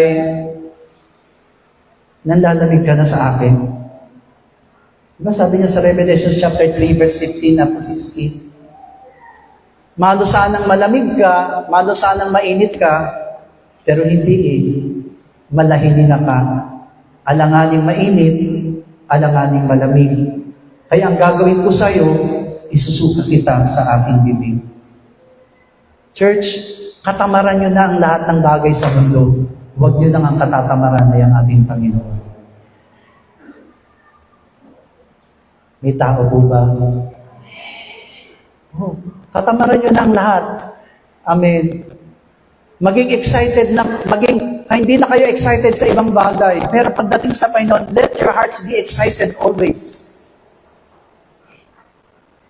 Lagi nyo maramdaman na, I want really go to the Lord. Amen. Gusto kong pumunta sa Panginoon.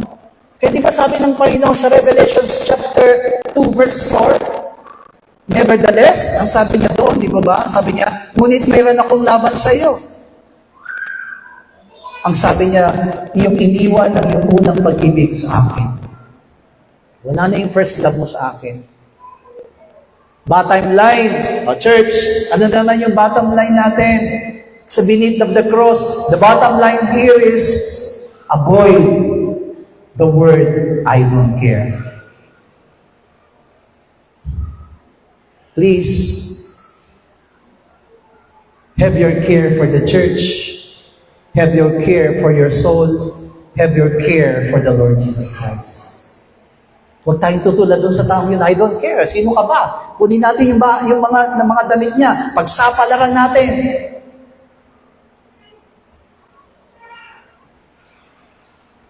Kinuha nga nila at pinagsapalaran. Because they don't care about the Lord Jesus Christ. That is really the bottom line sa pinag-aaralan po natin ngayon. Nakita natin, di ba? Iba't-iba pala.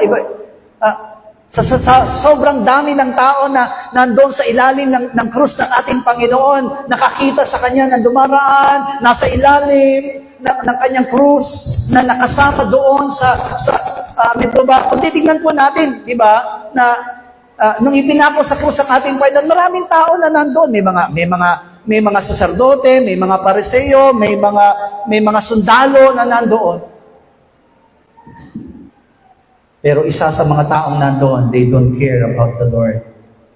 Pero tandaan po natin, ang sabi ng Panginoon sa 2 Corinthians chapter 5 verse 10, sapagkat tayong lahat ay kinakailangang mahayag sa harapan ng hukuman ni Kristo upang tumanggap ang bawat isa ng mga bagay na ginawa sa pamamagitan ng katawan, ayon sa ginawa niya, maging mabuti o masama.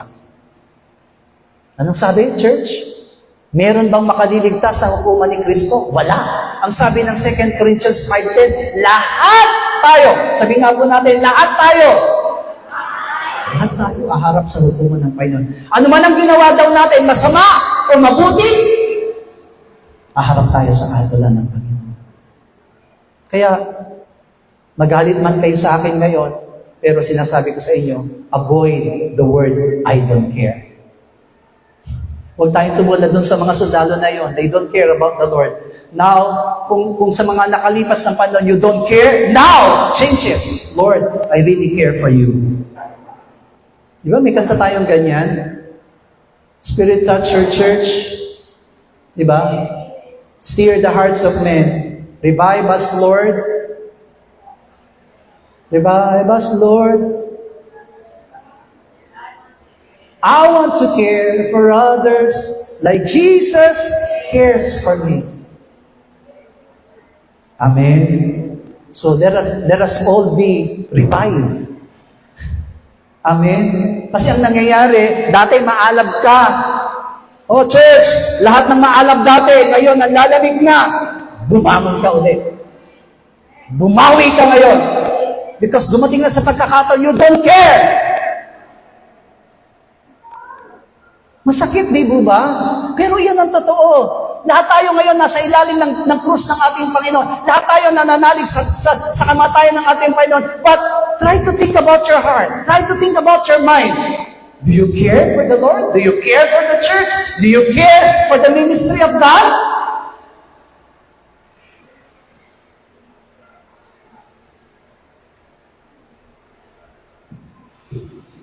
The Word of God today, amin po ba, does not want you to be hurt.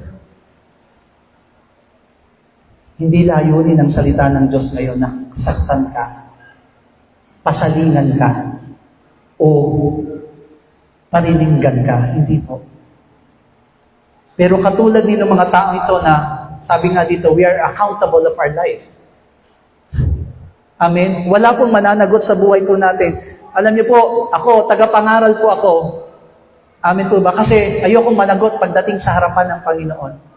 Di ba, sabi nga niya po sa Pablo, si Apostol Pablo at saka si Moises, sabi niya, di baling ako na lang ang mapahamak, wag lang sila. Because if I will not preach this one to you, amen po ba, time will come. Hindi po kasi sinabi ni Pastor sa amin yan eh. Di sana, ginawa sana namin, nag-care sana kami, nagmalasakit sana kami. Kailangan palang magmalasakit. Pero nangyari eh. Pero ngayon, sinasabi sa atin, we are accountable of what we are doing.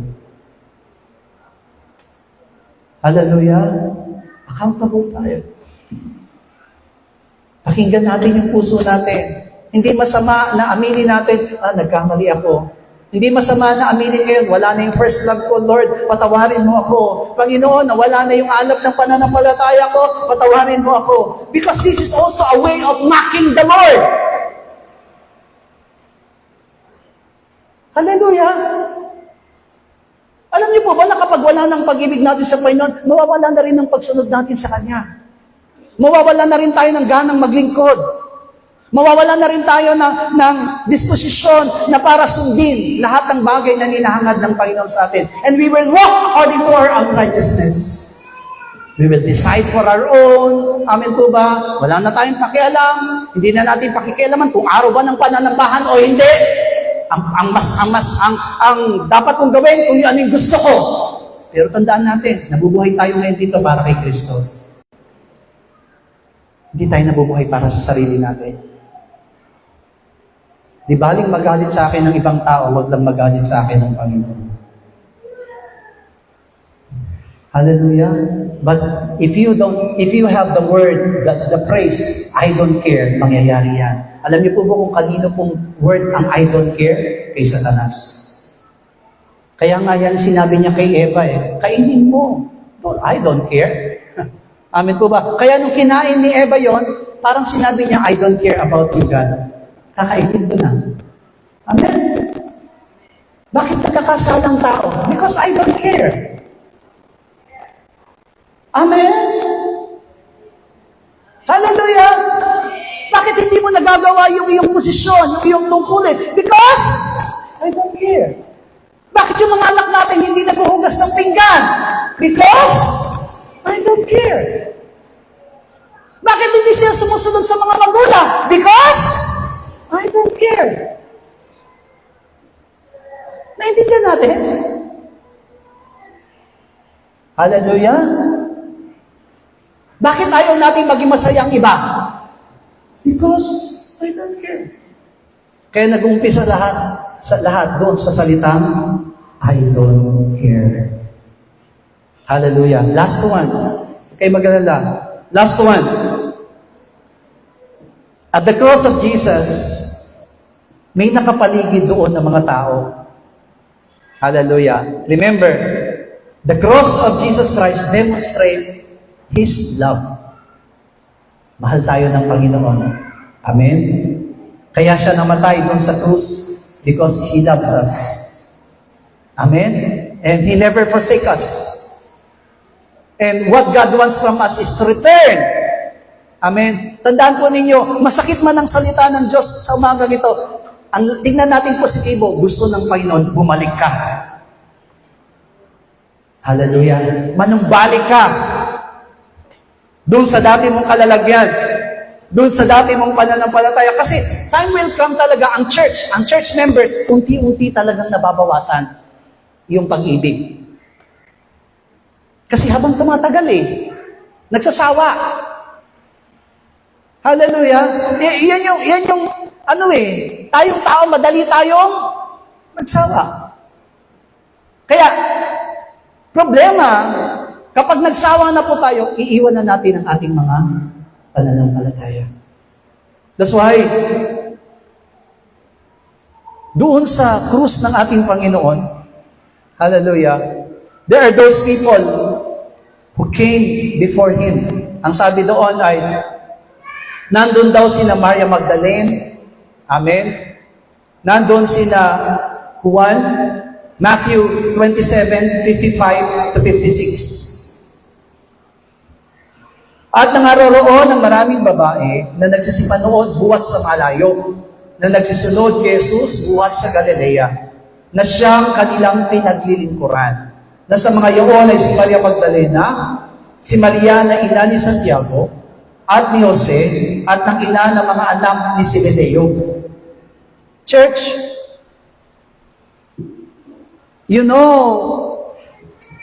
these people give their lives to the Lord. Kasi napaka-delikado ng ginawa ng mga babaeng ito. At yung mga anak ni Zebedeo na si Juan, napaka-delikado. Bakit? They can be killed. Kaya nga po, kung titingnan po natin, lahat ng mga alagad ng Panginoon, when Jesus Christ was being caught up in the Garden of Gethsemane, nung hinuli po siya, ano po ginawa ng lahat ng mga alagad?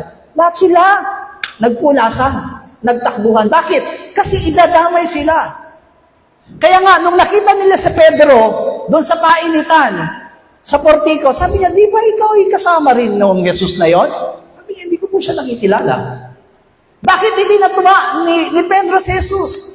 Amen po ba? Because that is very dangerous. Nasabihin mong follower ka ni Jesus. Ano ba ang bintang kay Jesus? Ang bintang kay Jesus, mga minamahal ko, ay nag-aalsa, lumalaban sa pamahalaan, lumalaban sa kautusan ni Moises. So kung siya ang leader, huhulihin din pati ang mga follower. Kaya lahat sila nagpulasan, lahat sila nagtakasan, kasi ayaw nilang mahuli. That's why in Acts, sa aklat ng gawa, nang sila po'y magtipon sa isang bahay, di ba lahat ng pintuan nakapilid? Pati bintana nakapilid. Bakit? Dahil natatakot sila. Pero these people, almost women, are very brave. Napakatapang nila. Nakakahanga po sila, mga minamahal ko. Sa lahat ng mga taong beneath the cross of Jesus Christ, this is the real family of Jesus. Ang sabi po ng talatang binasa natin, sila yung mga sumusunod kay Jesus na siyang naglilingkod sa Kanya. Wow! Even up to death, they really follow the Lord. Talagang sumunod sila sa Panginoon. Talagang sinundan nila ang Panginoon na kahit na anong mangyari, susunod sila sa ating Panginoon Jesus. Mamatay na kung mamatay. Church, if Jesus demonstrated His love through His cross, we need also to demonstrate our love to God.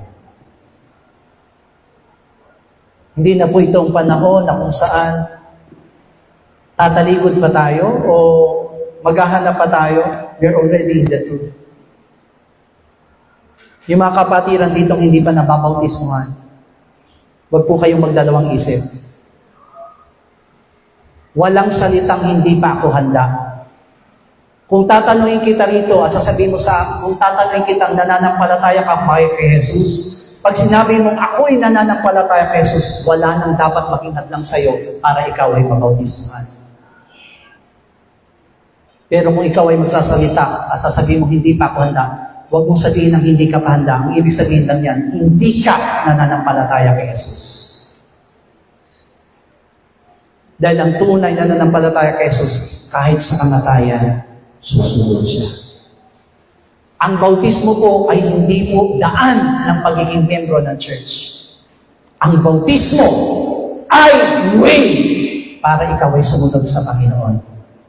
Kahit na ikaw ay umattend ng Bible study, umattend ng Bible study, kung hindi ka magpapabautismo, walang kwenta ang iyong pagpa-Bible study. Bakit? Kasi ayaw mong sumunod sa salita ng Diyos. Utos yun eh. Ang sino mang manampalataya ay dapat mabautismuhan. Kaya kung sumasampalataya ka, dapat kang mabautismuhan. Amen? Gusto mo ba every Lord's Day na a-attend ka, hindi ka makatake ng tinapay at saro? Kasi bakit? Hindi ka napabautismuhan. Hindi ka pa bahagi ng katawan ni Kristo. Hallelujah! Kaya, kailangan mo magpabautismo. Amen po ba? Hindi ka binabautismo dahil pinipilit ka. Hindi! Tandaan mo yan. Ang pagbabautismo ay tanda na ikaw ay sumasampalataya sa Panginoon. Kaya kung sumasampalataya ka, walang makakahadlang. Anong sabi nung eunuko? O ayan may tubig. Sino makakahadlang sa akin para magpabautismo? Alam niyo po ba yung tubig na nakita ng eunuko? Putik. Kasi tubig sa daan. Marumi. Pero hindi po mahalaga sa kanya kung anong klaseng tubig yon. Ang mahalaga, mabautismuhan siya. Bakit? Sapagkat siya'y nananampalataya. Hallelujah! Kaya mga new members, kung kayo po'y mga baguhan pa lamang ng mga miyembro at dumadalo sa mga Bible study, sabihin niyo doon sa nagba-Bible study, magpapabautismo po ako kasi nananampalataya ko kay Jesus.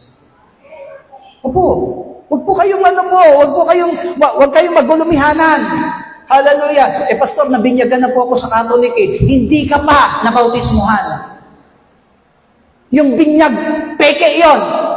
Kasi ang tunay na bautismo, kailangan ipinapahayag ang kasalanan at ipinapahayag ang pananampalataya. Ang baby, hindi pa pwede magpahayag. Palusot lang ng mga pare. Hindi ko tinitira sila, pero mali sila. Palusot lang yun ng mga pare. Para kumita. Kasi pag nagpabinyag ka sa kanila, may bayad kaya. Dito sabihin mo, Pastor, magpapadedicate po kami. Tanungin mo sa mga workers, may binayaran ka ba? Wala kang binayaran. Amen? Kaya hindi po hanap buhay. Sa kanila hanap buhay. Yung patay, dadalhin daw sa simbahan. Ano ba yan? Balikhandog ba yan? Kung hindi balikhandog yan, puntan muna kayo sa office, magbayad kayo 1,500, ibalikthandog nyo muna bago nyo ipasok sa simbahan. Ganon sila. Everything is about money. Hallelujah! Pag kinasal po kayo sa kanila, tanungin nyo po, pag kinasal ka, akala nyo ba makakasal kayo sa simbahan nila na hindi kayo nagbabayad? Never. It's all about money. Sa Israel, pumunta po kayo sa Israel ngayon, yung mismong pinagsilangan sa Panginoon, sino may hawak? Catholic. Alam niyo po ba na bawat hahalik doon, $1? Hahalik ka lang. Doon sa may sabsaban daw na pinanganak ka ng Panginoon, may bayad na ngayon, $1. Doon sa pinagbautismoan sa Ilog Jordan, amen? Sa Ilog Jordan, may bayad, $10. Alam niyo po ba na marami mga pastor na pumunta sa Jordan River, nagpabautismo? Uli? Engot. Hindi inuulit ang bautismo. Minsan lang yan ginagawa. Hallelujah! That's why many people do not understand. Ignorance. Church, do you love God? Mahal niyo po ba ang Diyos? Let us come beneath the cross of Jesus Christ and let us express our love towards the Lord. Kung nawala na yung pag-ibig na yan, ibalik natin. Lord, patawarin mo ako.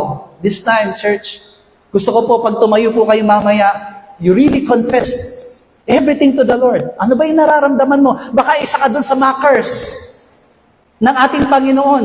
Pag sinabing mockers, hindi ka sumusunod. Ayaw mo nang tumupad. You don't care. You are lazy. You are worldly. Amen po ba? Nandun ka para tuyain ng Panginoon. Naroon ka para pagdudahan ang kapangyarihan ng Panginoon. No, tumulad tayo kay Maria Magdalena. Tumulad tayo sa mga babae ito. Amen po ba? Nandun sila sa ilalim ng krus ni Jesus. Bakit? Kasi gusto nilang maging tapat sa Panginoon hanggang kamatayan, paglilingkuran nila ang Panginoon. Hallelujah! You need to be that kind of man beneath the cross of Jesus Christ. Bakit? Para kilalanin ang kanyang pag-ibig, kilalanin ang kanyang kabutihan. Church, it's time for you to confess. Hindi masama po, alam niyo po, hindi masamang aminin natin na nagkulang tayo, nagkamali tayo, hindi natin nagawa yung gusto ng Panginoon sa ating mga buwan, at meron pa tayong pagkakataon. Gusto po kayong tumayo sa harapan ng Panginoon ngayon. Let your faithful heart really come before the Lord. Lumapit po yung puso ninyo sa harapan ng ating Panginoon. Do not mind. Wag mo munang intindihin yung katabi mo ngayon. Ang intindihin mo ngayon, yung relasyon mo sa Panginoon. Yan ba ay katulad ng relasyon mo noong una kang nanampalataya? Yan ba yung relasyon mo na nararanasan mo noon na maalag kang naglilingkod? Kung hindi, return to the Lord. Return to His promise. Return to His word. Maging katulad ka ni Magdalena. Maging katulad ka ni Maria na pumunta doon sa ilalim ng krus ni Jesus. Hindi para matakot, kundi para maglingkod at ipakita ang pag-ibig natin sa ating Panginoon. Church, today, naririto tayo sa harapan ng Panginoon. I want you to understand the people beneath the cross of Jesus. We are not on the cross, but we are on the cross of Jesus. And we believe on the death of Jesus Christ. He demonstrated His love. At alam niyo po ba, ang pinakamasarap na marinig, simula noon hanggang ngayon, at sa mga darating na panahon, hindi nagbabago ang pag-ibig ng Diyos ng ating Panginoon Jesus sa ating buhay. That's why I want you to open your hearts. Buksan ninyo ang inyong puso sa harapan ng Panginoon at patuloy tayong mag-confess at patuloy tayong mangusap sa ating Panginoon. Ano ba yung nararanasan natin ngayon na nasa ilalim tayo? Imagine po natin, ilagay natin sa puso natin, we are under the cross, beneath the cross of Jesus Christ. And the Lord Jesus Christ is really healing what you will pray today. Maririnig at diringgin ng Panginoon ng iyong panalangin. Ano ang sasabihin mo sa Kanya? Anong idudulog mo sa Kanya? So shout, "Oh my soul, overcome! Oh my soul, overcome! Oh my soul, overcome!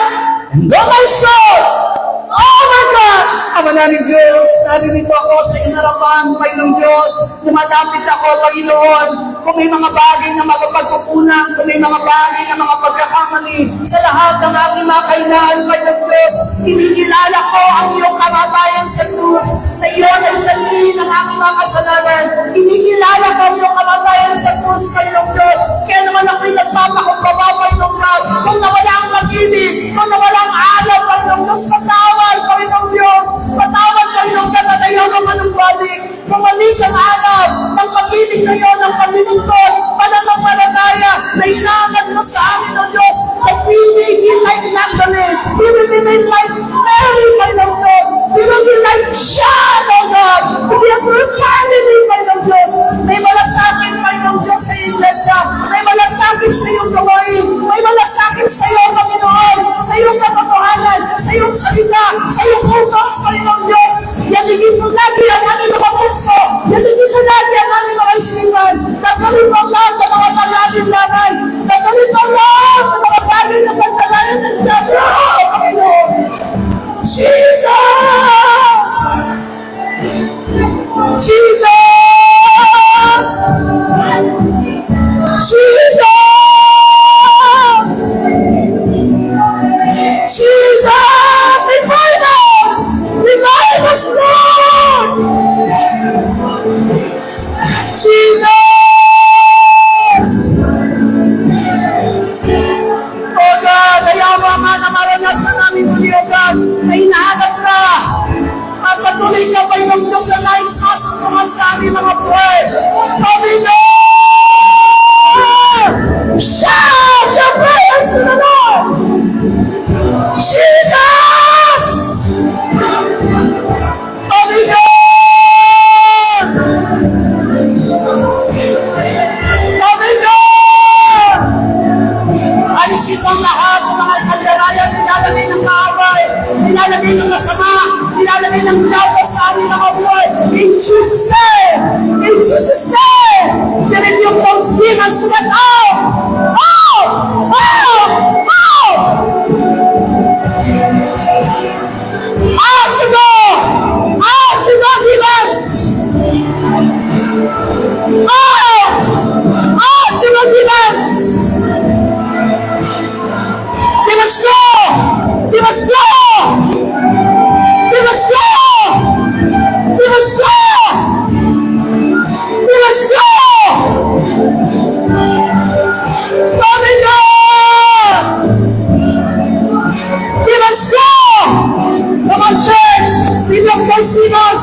You must go!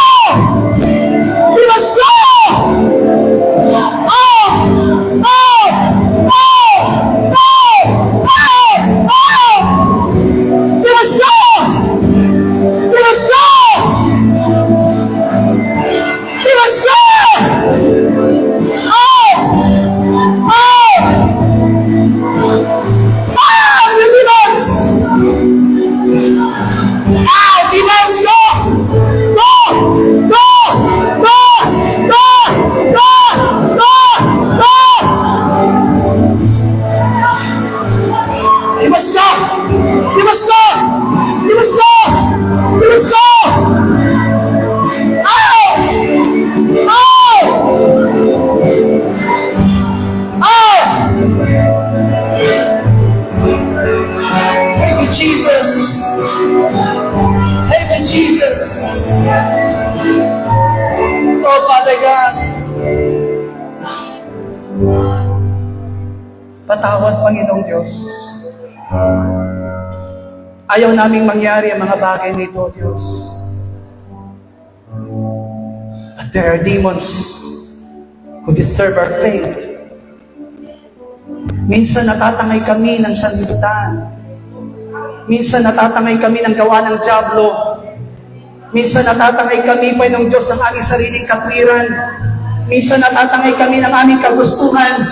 But right now, we rebuke those demons, Lord, in the mighty name of Jesus. In the mighty name of Jesus. In the mighty name of Jesus, you demons, we step it down. Command you to get out. Sa pangalan ni Jesus. Father, mula bata hanggang sa pinakamatanda, tulungan mo kami, O Diyos, na manumbalik ang dating sigla ng aming pananampalataya. Manumbalik ang pag-ibig namin katulad ng dati, O Diyos. Yung kasabikan namin sa iyong presensya. Pananabik na maranasan, Panginoong Diyos, ang magpuri at sumamba sa iyo, manalangin, Panginoon. Father God, patawad kung nawawala ito sa aming mga buhay. Maaaring nagiging balisa kami, nagiging abala kami, Panginoong Diyos. Pero salamat sa pagpapaalala mo. Salamat sa iyong pag-ibig, Panginoong Diyos. Dahil pinatunayan mo sa umagang ito, mahal na mahal mo kami. Mahal na mahal mo kami. Bigyan natin ng pinakamalakas sa palakpak. Malakas sa palakpak ang aming Diyos sa buhay. Hallelujah! Hallelujah! Thank you, Jesus. Salamat kami. Uwi kami, Panginoong Diyos. Babaunin namin ang mga salita ito. We are those people beneath the cross of Jesus Christ who will show love, care, upang ikaw ay patuloy natin nabigyan ng kaluguran. Salamat po. Salamat po sa mga anak mo na nakinig ng iyong mga salita. Papagtibayin mo ang pananampalataya at paglilingkod ng bangsa sa amin. Ibinabalik namin sa iyo ngayon ang pinakamataas sa patuloy pagsamba sa pangalan po ng aming Panginoon Jesus. Amen. Palakpakan po natin ang ating Diyos sa buhay. We all be seated. Lahat po tayo mahal na mahal ng Panginoon. And that love of God never changed. And I hope and pray that our love towards the Lord will also not be changed. Let us give our special offerings to the Lord.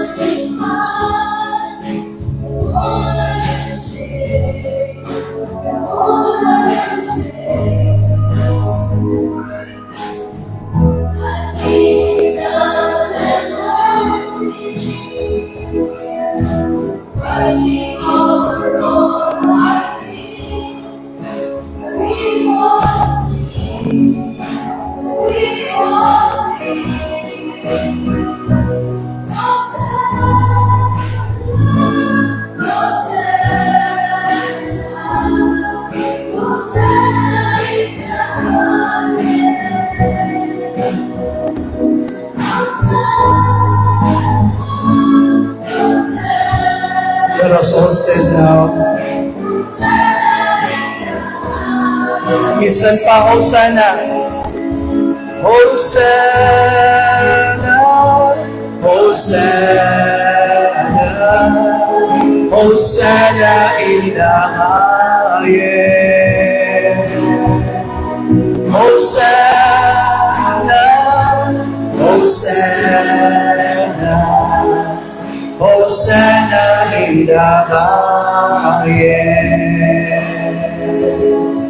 Hosanna in the highest. Hosanna in the highest. All together, Lord's Prayer. Ama naming nasa langit, sambahin nawa ang pangalan mo. Ikaw nawa ang maghari sa amin. Sundin nawa ang iyong kalooban dito sa lupa tulad ng sa langit. Bigyan mo po kami ng pagkain kailangan namin sa araw na ito at patawarin mo po kami sa aming mga kasalanan tulad ng aming pagpapatawad sa mga nagkakasala sa amin. At huwag mo kami iharap sa maigpit na pagsubok, kundi ilayo mo po kami sa masama, sapagkat iyo ang kaharian at ang kapangyarihan at ang kapurihan magpakailanman. Amen. God bless you all. Blessed be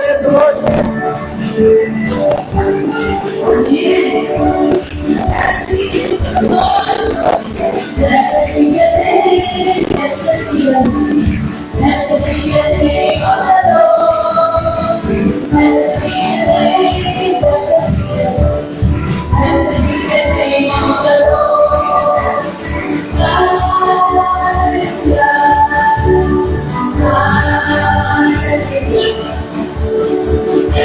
Yeah.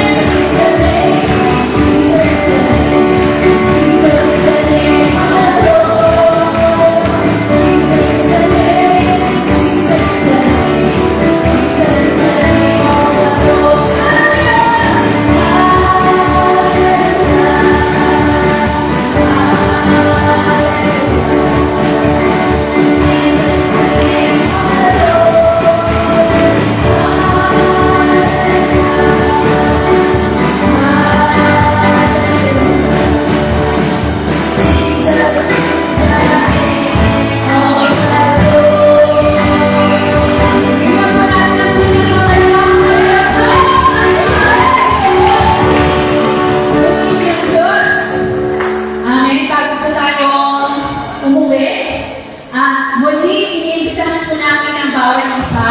Tuwing Friday, meron po tayong gawain prayer and worship service po. See you all every Friday.